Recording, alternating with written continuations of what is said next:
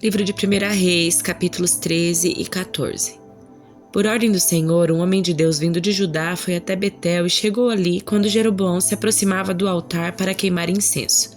Então, por ordem do Senhor, ele gritou: Altar, altar, assim diz o Senhor. Um menino chamado Josias nascerá na dinastia de Davi. Sobre você ele sacrificará os sacerdotes dos santuários idólatras que queimam incenso aqui, e sobre você serão queimados ossos humanos. Naquele mesmo dia, o homem de Deus deu um sinal. Disse ele: O Senhor anunciou esse sinal, o altar se rachará, suas cinzas se derramarão pelo chão. Quando o rei Jeroboão ouviu o homem de Deus falar contra o altar em Betel, apontou para o homem e ordenou: Prendam-no. No mesmo instante, porém, a mão do rei ficou paralisada nessa posição e ele não conseguia fazê-la voltar à posição normal. Ao mesmo tempo, uma grande rachadura apareceu no altar e as cinzas se derramaram, exatamente como o homem de Deus tinha dito na mensagem recebida do Senhor. O rei disse ao homem de Deus: Por favor, peça ao Senhor seu Deus que restaure a minha mão. O homem de Deus orou ao Senhor e a mão do rei foi restaurada e ele pôde movimentá-la novamente. Então o rei disse ao homem de Deus: Venha ao palácio comigo e coma alguma coisa e eu lhe darei um presente. Mas o homem de Deus respondeu a Jeroboão: Mesmo que o rei me desse metade de tudo que possui, eu não o acompanharia. Não comeria nem beberia coisa alguma nesse lugar, pois o Senhor me ordenou: Não coma nem beba coisa alguma enquanto estiver lá e não volte pelo mesmo caminho por onde foi. Então ele partiu de Betel e voltou para casa por outro caminho. Acontece que morava em Betel um profeta idoso. Seus filhos foram até ele e lhe contaram o que o homem de Deus havia feito em Betel naquele dia. Também contaram ao pai o que o homem de Deus tinha dito ao rei. O profeta idoso lhes perguntou: Por onde ele foi? Eles mostraram ao pai o caminho por onde o homem de Deus tinha ido. Selem o jumento, disse o profeta idoso. Eles selaram o jumento para o pai e ele montou. Foi atrás do homem de Deus e o encontrou sentado debaixo de uma grande árvore. Perguntou-lhe: Você é o homem de Deus que veio de Judá? Sim, sou eu, respondeu ele. Então o profeta disse ao homem de Deus: Venha para casa comigo e coma alguma coisa. Não posso ir com você, respondeu ele. Não tenho permissão para comer nem beber coisa alguma neste lugar, pois o Senhor me ordenou: Não coma nem beba coisa alguma enquanto estiver lá e não volte pelo mesmo caminho por onde foi. O profeta idoso, porém, respondeu: Também sou profeta como você, e um anjo me deu esta ordem da parte do Senhor: Traga-o para casa com você para que ele coma pão e beba água. No entanto, estava mentindo. Eles voltaram juntos e o homem de Deus comeu e bebeu na casa do profeta. Então, enquanto estavam sentados à mesa, veio uma ordem do Senhor ao profeta idoso. Ele falou ao homem de Deus que tinha vindo de Judá: Assim diz o Senhor: Você desafiou a palavra do Senhor e desobedeceu a ordem que o Senhor seu Deus lhe deu. Voltou a este lugar e comeu e bebeu onde ele lhe disse que não comesse nem bebesse. Por isso seu corpo não será sepultado no túmulo dos seus antepassados. Quando o homem de Deus terminou de comer e beber, o profeta idoso selou seu próprio jumento para ele, e o homem de Deus partiu. Enquanto estava a caminho, apareceu um leão e o matou. Seu corpo ficou na estrada com o jumento e o leão parados ao lado dele. Algumas pessoas que passaram viram o corpo estendido ali com o leão, parado ao lado dele, e deram a notícia em Betel, onde morava o profeta idoso. Quando o profeta que trouxe de volta soube do que havia acontecido, disse: É o homem de Deus que desafiou a palavra do Senhor. O Senhor cumpriu sua palavra ao fazer que o leão o atacasse e matasse. Então o profeta disse a seus filhos: Selem o jumento para mim. Eles selaram o jumento. O profeta foi e encontrou o corpo estendido na estrada. O jumento e o leão ainda estavam parados ao lado dele. O leão não havia comido o corpo nem atacado o jumento. O profeta colocou o corpo do homem de Deus sobre o jumento e o levou de volta à cidade para lamentar por ele e sepultá-lo. Pôs o corpo em sua própria sepultura e lamentou por ele, exclamando: Ah, meu irmão! Depois de sepultá-lo, o profeta disse a seus filhos: Quando eu morrer, enterre-me no túmulo onde está sepultado o homem de Deus. Ponho meus ossos ao lado dos ossos dele, pois a mensagem que o Senhor ordenou que ele proclamasse contra o altar em Betel e contra os santuários idólatras nas cidades de Samaria certamente se cumprirá. Mesmo depois disso, Jeroboão não se arrependeu dos seus maus caminhos. Continuou a nomear sacerdotes dentre o povo comum. Qualquer um que desejasse podia se tornar sacerdote dos santuários idólatras.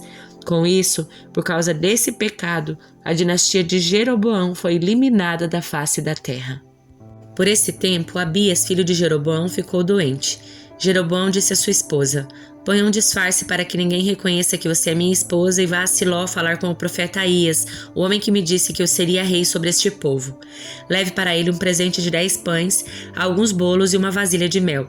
Ele lhe dirá o que acontecerá com o menino. A esposa de Jeroboão foi à casa de Aías em Siló. Ele já estava velho e não podia mais enxergar. O Senhor, porém, tinha dito a Aías: A esposa de Jeroboão virá aqui fingindo que é outra pessoa. Perguntará a respeito do filho dela, pois ele está doente. Transmita-lhe a resposta que eu darei a você. Quando Aías ouviu os passos dela junto à porta, disse: Entre, esposa de Jeroboão. Por que finge ser outra pessoa? Tenho más notícias para você. Leve a seu marido Jeroboão esta mensagem. Assim diz o Senhor, o Deus de Israel: Eu o exaltei dentre o povo e o fiz líder de Israel, meu povo. Arranquei o reino da família de Davi e o entreguei a você.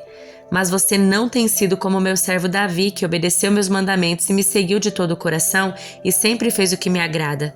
Você pecou mais que todos os que vieram antes. Fez para si outros deuses e me enfureceu com seus bezerros de ouro. Sim, você me deu as costas. Por isso, trarei desgraça sobre sua família e destruirei todos os seus descendentes do sexo masculino em Israel, tanto escravos como livres. Queimarei sua dinastia como se queima lixo até que tenha desaparecido. Os membros da família de Jeroboão que morrerem na cidade serão comidos pelos cães, e os que morrerem no campo serão comidos pelos abutres. Eu, o Senhor, falei. Então Aías disse à esposa de Jeroboão: Volte para casa. Quando você puser os pés na cidade, o menino morrerá. Todo Israel lamentará a morte dele e o sepultará. Ele será o único membro da sua família que terá um sepultamento digno, pois esse menino é o único de toda a família de Jeroboão, do qual o Senhor, o Deus de Israel, se agradou. Além disso, o Senhor levantará um rei sobre Israel que destruirá a família de Jeroboão. Isso acontecerá hoje, agora mesmo. O Senhor sacudirá Israel como a corrente de água agita as canas do junco. Arrancará os israelitas dessa boa terra que deu a seus antepassados e os dispersará além do rio Eufrates, pois enfureceram o Senhor com os postes que levantaram para adorar a deusa Será. Ele abandonará Israel porque Jeroboão pecou e fez Israel pecar com ele. Então a esposa de Jeroboão voltou a Tirza e o menino morreu no instante em que ela entrou em casa. Todo Israel o sepultou e lamentou por ele, conforme o Senhor havia anunciado por meio do profeta Aías.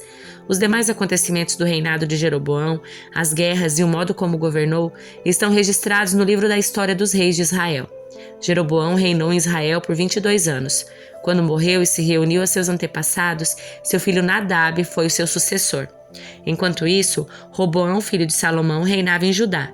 Tinha 41 anos quando começou a reinar e reinou por 17 anos em Jerusalém, a cidade que o Senhor havia escolhido dentre todas as tribos de Israel como lugar para o seu nome.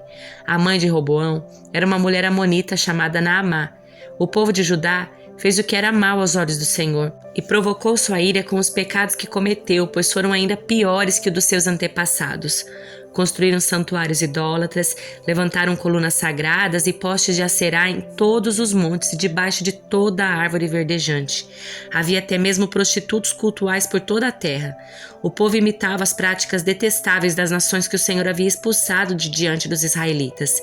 No 5º ano do reinado de Roboão, Sisaque, rei do Egito, subiu e atacou Jerusalém. Saqueou os tesouros do templo do Senhor e do palácio real. Roubou tudo, incluindo os escudos de ouro que Salomão havia feito.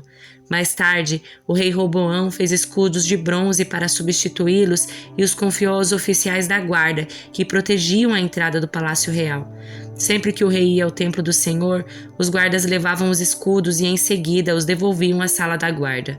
Os demais acontecimentos do reinado de Roboão e tudo o que ele fez estão registrados no livro da história dos reis de Judá.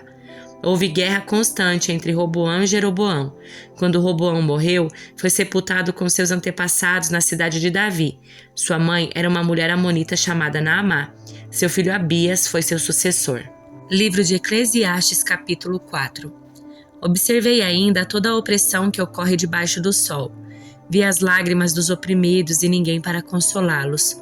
Os opressores são poderosos e suas vítimas indefesas. Concluí, portanto, que os mortos são mais felizes que os vivos. Mais felizes que todos, porém, são os que ainda não nasceram, pois não viram o mal que se faz debaixo do sol. Então observei que todo esforço e trabalho é motivado pela inveja que as pessoas sentem uma das outras. Isso também não faz sentido, é como correr atrás do vento. Os tolos cruzam os braços e se arruinam, e, no entanto, é melhor ter um punhado com tranquilidade que 2 punhados com trabalho árduo e correr atrás do vento. Observei outra coisa que não faz sentido debaixo do sol. É o caso do homem que vive completamente sozinho, sem filho nem irmão, mas que ainda assim se esforça para obter toda a riqueza que puder. A certa altura, porém, ele se pergunta: para quem trabalho? Por que deixo de aproveitar tantos prazeres? Nada faz sentido e é tudo angustiante. É melhor serem 2 do que 1, pois um ajuda o outro a alcançar sucesso. Se um cair, o outro ajuda a levantar-se, mas quem cair sem ter quem o ajude está em sérios apuros. Da mesma forma, 2 pessoas que se deitam juntas aquecem uma a outra, mas como fazer para se aquecer sozinho? Sozinha, a pessoa corre o risco de ser atacada e vencida, mas 2 pessoas juntas podem se defender melhor. Se houver 3, melhor ainda, pois uma corda trançada com 3 fios não arrebentará facilmente. É melhor ser um jovem pobre e sábio que um rei velho e tolo que não aceita conselhos. Pode acontecer de o jovem sair da pobreza e ser bem-sucedido e até tornar-se rei, mesmo que tenha estado na prisão. Em pouco tempo, porém, todos correm para o lado do outro jovem que o sucede. Multidões incontáveis o cercam, mas depois surge uma nova geração que o rejeita. Isso também não faz sentido. É como correr atrás do vento. Segunda carta aos Coríntios, capítulo 5. Sabemos que quando nosso corpo terreno, esta tenda em que vivemos, se desfizer, teremos um corpo eterno, uma casa no céu feita para nós pelo próprio Deus e não por mãos humanas. Na tenda terrena, gememos e desejamos ansiosamente nos vestir com o nosso lar celestial como se fosse uma roupa nova. Porque de fato nos vestiremos com um corpo celestial e não ficaremos despidos. Enquanto vivemos nesta tenda, que é o corpo terreno, gememos e suspiramos, mas isso não significa que queremos ser despidos. Na verdade, queremos vestir nosso corpo novo para que este corpo mortal seja engolido pela vida. Deus nos preparou para isso e, como garantia, nos deu o Espírito. Portanto, temos sempre confiança, apesar de sabermos que enquanto vivemos nesse corpo não estamos em nosso lar com o Senhor, porque vivemos por fé e não pelo que vemos. Sim, temos confiança absoluta e preferimos deixar este corpo terreno, pois então estaríamos em nosso lar com o Senhor. Assim, quer estejamos nesse corpo, quer o deixemos, nosso objetivo é agradar ao Senhor, pois todos nós teremos de comparecer diante do tribunal de Cristo para que cada um receba o que merecer pelo bem ou pelo mal que tiver feito nesse corpo terreno. Assim, conhecendo o temor do Senhor, procuramos persuadir outros. Deus sabe que somos sinceros e espero que vocês também o saibam. Estamos mais uma vez nos recomendando a vocês? Nada disso. Estamos apenas lhe dando motivos para que se orgulhem de nós, a fim de que possamos responder àqueles que se orgulham nas aparências e não no coração. Se parecemos loucos, é para dar glória a Deus, e se mantermos o juízo, é para o bem de vocês. De qualquer forma, o amor de Cristo nos impulsiona, porque cremos que Ele morreu por todos. Também cremos que todos morreram. Ele morreu por todos para que os que receberam sua nova vida não vivam mais para si mesmos, mas para Cristo que morreu e ressuscitou por eles. Portanto, não avaliamos mais ninguém do ponto de vista humano. Em outros tempos, pensávamos em Cristo apenas do ponto de vista humano, mas agora o conhecemos de modo bem diferente. Logo, todo aquele que está em Cristo se tornou nova criação. A velha vida acabou e uma nova vida teve início. E tudo isso vem de Deus, aquele que nos trouxe de volta para si por meio de Cristo e nos encarregou de reconciliar outros com Ele.